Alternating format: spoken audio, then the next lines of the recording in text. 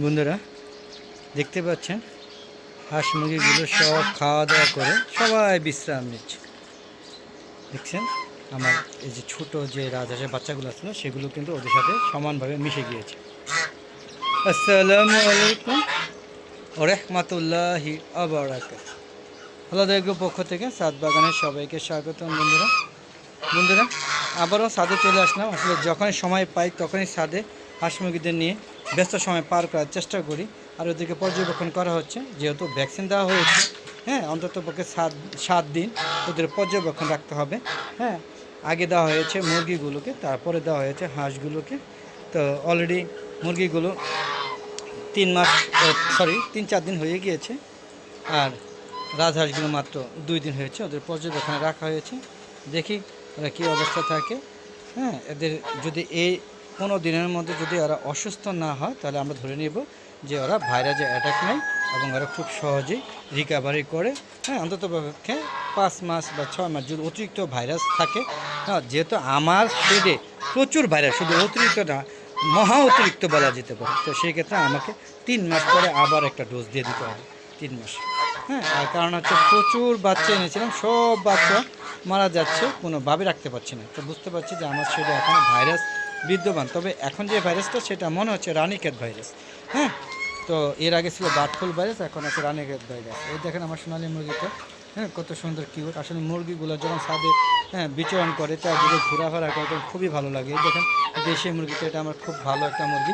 এই 20টা ডিম দিলে 18টা ডিম ফুটায় ফেলে। হ্যাঁ, তো এই জন্য ওকে বাঁচিয়ে রাখাটা মনে হচ্ছে আমার জন্য খুব দরকার। কারণ এই যে রাজহাঁসের ডিম কিন্তু এখন মুরগি দিয়ে ফোটানো যায়। আমি পরীক্ষামূলকভাবে 3টা ডিম দিয়েছিলাম, 2টা ফুটেছে, আর একটা ডিম দিচ্ছিল না। তাহলে আমি বুঝতে পারছি, যদিও ওইগুলো পরবর্তীতে 1.5 মাস পর্যন্ত বেঁচে থেকে মারা গিয়েছে। তো যাক, এর পরবর্তীতে বোঝা গেল যে মুরগি দিয়ে রাজহাঁসের ডিম ফোটানো যায়। তবে রাজহাঁসের ডিম কিন্তু 30 দিনে ফুটে, আর চীনা হাঁসের ডিম কিন্তু 35 দিন 36 দিনে ফুটে। তার মানে চীনা হাঁসের ডিম কিন্তু মারাত্মক শক্ত এবং ওটা অনেক সময় লাগে। রাজহাঁসের ডিম সেই হিসাবে অনেকটা কম সময় লাগে। হ্যাঁ, এটা হলো বাস্তব সত্য, সে সত্য, সেটাকে আমাকে বলতেই হবে। তো দেখি কবুতর এগুলোকে খাবার দেওয়া হয়েছিল দুপুরবেলা, এখনও কি খাইছে কি না বা কী অবস্থা। কবুতর নাই, বিক্রি করে ফেলেছি। যে কটা আল্লাহ পাক হ্যাঁ আমার ভাগ্যে রেখে দিয়েছে সে কটা তো থাকবেই। এই দেখেন, এই যে ওরা খাওয়া দাওয়া করছে। দেখেন এই যে একটা লাল হোমার জুটি, আর হচ্ছে 2টা বাচ্চা, আর একটা সবুজ গোল্লা, পাশাপাশি যে একটা। হ্যাঁ, এরা সবাই এখানে রেস্টে আছে, ওই যে খাওয়া দাওয়া করছে। তো যাক, এদের দিয়ে এইগুলো দিয়ে ইনশাল্লাহ পাল ভরে দিব, যদি নর এবং মাদি থাকে। আশা করি এটা তো জুটি পুরা, ওই যে লাল হোমা, আর বাকিগুলো বলা যাচ্ছে না আসলে এইগুলা কী অবস্থায় আছে। তো থাক, ওরা খাওয়া দাওয়া করুক, আমি আর এদিকে ওদের কাবাবে হাড্ডি হওয়া প্রয়োজন নেই। বন্ধুরা, যদি আমার ভিডিওটা ভালো লাগে তাহলে অবশ্যই চ্যানেলটাকে সাবস্ক্রাইব করবেন।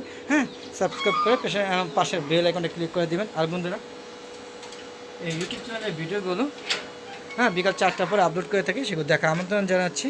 আর বন্ধুরা, সম্পূর্ণ ভিডিও দেখে সুন্দর সুন্দর মতামত দেবেন। আপনাদের মতামত আমি সম্পূর্ণভাবে পড়ে, মনোযোগ দিয়ে পড়ে সেগুলো আবার সুন্দরভাবে উত্তর দিয়ে থাকি। আপনারা কেউ বলতে পারবেন না যে আমার কমেন্ট করার পরে আমার উত্তর দেওয়া হয়নি। আপনি যেভাবে উত্তর দেন ঠিক সেভাবে উত্তর দিয়ে, প্রশ্ন করেন ঠিক সেভাবে উত্তর দেওয়ার চেষ্টা করেন। আর বন্ধুরা, যদি রাজহাঁসের এখন ডিম পাচ্ছে না, চীনা হাঁস ডিম পাচ্ছে, আর মুরগি তো কোনো ডিমই পাচ্ছে না। কারণ হচ্ছে মুরগিগুলো সব ভাইরাস শেষ হওয়ার পরে এখন ভ্যাকসিন দেওয়া হয়েছে। তো কিছুদিন ডিম পাড়া বন্ধ থাকবে। আর এই যে 2টা মুরগি ডিম পেড়ে নিজেরা ডিম খেয়ে ফেলে, সোনার মুরগি ডিম পারতো, এখন আপাতত দিচ্ছে না। আর এগুলা পূজা শেষ করার পরে এখনও পর্যন্ত ডিম আসেনি। তো বন্ধুরা, যদি আবার ডিম পারে ইনশাল্লাহ আপনার সাথে যোগাযোগ করবো। আমার এক ইউটিউব চ্যানেলের বন্ধু ভাইয়েরা আছে, তিনি আমার কাছ থেকে রাজহাঁসের ডিম, চীনা হাঁসের ডিম এবং টার্কি মুরগি এবং শৌখিন মুরগি ডিমগুলো নিতে চেয়েছিলো। যেহেতু আমার টার্কি আমার শৌখিন মুরগি, এবং যত ধরনের শৌখিন মুরগি আছে, শুধু এক ধরনের না, যত ধরনের শৌখিন মুরগি আছে সব মারা গিয়েছে। তো বন্ধুরা, দেখতে পাচ্ছেন এই যে আমার চীনা হাঁসগুলো, দেখেন মাশাআল্লাহ কত বড় বড়। আপনারা দেখছেন যে একটা ওয়েট কত হবে। আমি প্রশ্ন রেখেছিলাম, আপনারা কমেন্ট করলে আমি উত্তর দিব। হ্যাঁ, তো আপনারা আশা করি কমেন্ট করবেন। আর এই যে এখানে এক জোড়া পলিশ ক্যাপ আছে, এটা সেল করে দেবো। পলিশ ক্যাপের ডিম খুব একটা পারে না, তাই রেখে লাভ নেই। তো এটা দেখে বিক্রি করা অভ্যাস আমার নেই, তারপর মনে হচ্ছে যে এটা সেল করে দেওয়া উচিত আর কি। তো বন্ধুরা, আমার একটা ফেসবুক পেজ আছে, মিজান এগ্রো বিডি। ফেসবুক পেজটাকে প্রথমেই ফলো দিবেন, তারপরে সম্পূর্ণ ভিডিওগুলো দেখে সুন্দর সুন্দর মতামত করবেন। মতামত করে শেয়ার করে সবাইকে দেখার সুযোগ করে দেবেন। বন্ধুরা, আমার ছাদে প্রচুর পরিমাণে চিকা ইঁদুর বিদ্যমান, যার কারণে এরা ভাইরাস বহন করে। যদি আপনারা জানেন ঘরোয়া পদ্ধতিতে কীভাবে চিকা এবং ইঁদুর মারা যায়, প্লিজ আমার সাথে শেয়ার করবেন। আপনাদের সুন্দর মতামত আমি গ্রহণ করে সেই ব্যবস্থা নিব। আর বন্ধুরা, যেটা বলতেছিলাম, ফেসবুক পেজে ভিডিওগুলো সন্ধ্যা 6টার পরে আপলোড করে থাকি। দেখা আমন্ত্রণ জানিয়ে আজকের মতো বিদায় নিচ্ছি। বেশি একটা ভিডিও বড় করতে চাচ্ছি না। তো আপনাদের যাওয়ার আগে বলবো, প্লিজ আপনারা সবাই ছাদ বাগান করুন। ছাদে হাঁস মুরগি সম্ভব হলে লালন পালন করবেন। হ্যাঁ, তবে ছাদ পরিষ্কার পরিচ্ছন্ন করে রাখবেন, তাহলে ভাইরাস কম আসবে। তবে ইঁদুর আর চিকা কিন্তু ছাদে থাকলে অবশ্যই ভাইরাস বিদ্যমান থাকবে।